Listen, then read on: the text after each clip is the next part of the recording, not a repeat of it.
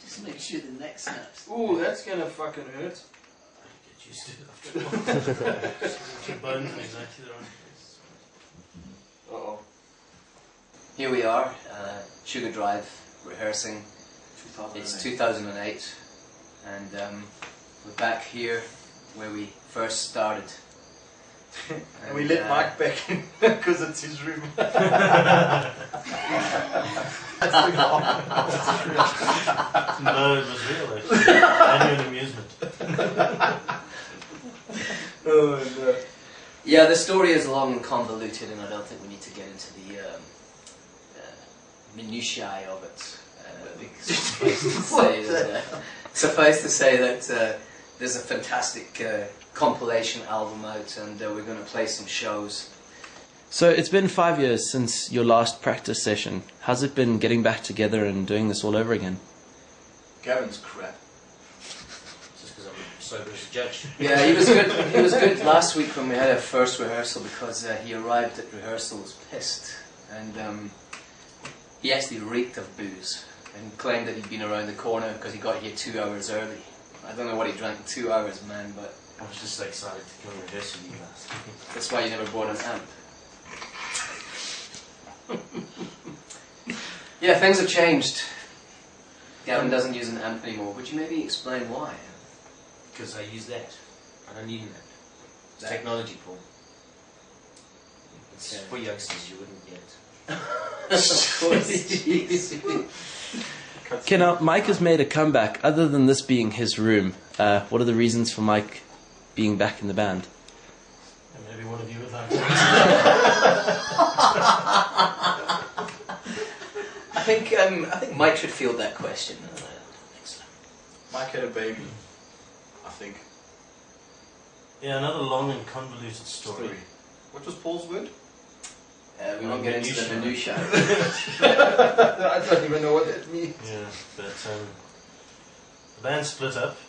When they got back together, I couldn't, because literally, I think Paul phoned me about 3 days before my daughter was born to say, do I want to come back to the band? time. Give it some thought, and I did realise it was impossible at that time. Okay, and what was the catalyst for the band getting back together this time? Boredom. Jeez, if anything, just this time. Because we got back together so many times. For the record, the band has never really broken up. We've just taken sabbaticals and just, you take time out. So, I mean, we've always said that Sugardrive's an open book and the sum of the parts and blah, blah, blah. So, but for this time, obviously with the compilation coming back together and just been offered a couple of shows, nostalgia, loads of fun. It's great. It's just, obviously it's a really nice band to be in. To always just come back and visit, and hopefully we'll be doing this for as long as we possibly can. Who knows? In the next year or two, we might even do another record. It's not an impossibility. You never know. Whatever's on the horizon. For us, it's always just an open book, and for us, it was an opportunity to get back together again and do something. So here we are. Speaking of the compilation, what was the selection process and criteria for choosing the tracks?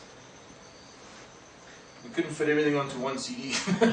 We realised we couldn't put out a double album. That would have been a little odd. But we basically compiled a list of probably 20 odd songs.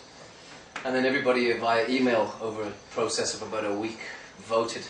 And we streamed it down to about 14 or 16 songs. We had 16 in mind, but we couldn't get them all on the CD. So we had to whittle it down to 14. And it's not a greatest hits anyway, it's basically just a compilation album of what we think represents us the most. We were probably not really guilty of being a greatest hits band, So, probably, I don't know, speak for myself, there's probably a whole bunch of songs that I would have liked to have gone on there. And I know for everybody else, probably, as I say, probably a whole bunch of songs, just couldn't fit them on. So it's kind of, the best of our personal favourites, and we know obviously there were some ones that did fairly well on radio, but for the most part, it could have been twice its length for me. Quite easily, I suppose. What shows have you guys got lined up in the coming weeks? I don't know. Well, there's the live on 5FM on the 6th of December, which is between 5 and 6 in the evening. And then on the 12th we're doing the elimination round for the Do Band Up competition, which is on the 12th. Where's that? At the Firkin? No, it's Tings. changed to Things and Times in Why? Victoria. Something to do with the licenses. Things and Times in Victoria now. One of my favourite venues, actually. And possibly there's some New Year's Eve shows in the pipeline, but nothing confirmed yet. So It's drawing a bit close. that's all that's sort of in the pipeline and booked at the moment. But we'll be looking at other shows next year. And take it from there.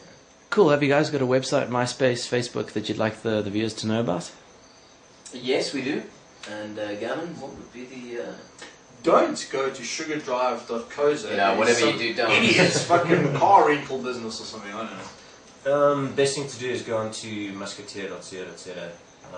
Must have beer. Yes. Most of the relevant information is up there, bios and pictures, and you can listen to the disc and all sorts of interesting updates every week, and it's probably the most comprehensive site at the moment to go to. Cool. Anything else you guys would like to add to your ex-fans or new fans that might gain from this tour? Fans. That'll be horrible. Can you get ex-fans? It's like I think so. really annoyed. They divorced you. Yeah, they broke up with you, you know. You get extractor fans. No. Yes. No. That's the city. Yeah, no. What were you asking? As you can see, we're obviously very orderly, structured. We know what we're doing. We're here with an agenda. None of the above. Kevin's wearing platform shoes. It's just a little This is Strum TV, and thank you for watching Sugardrive.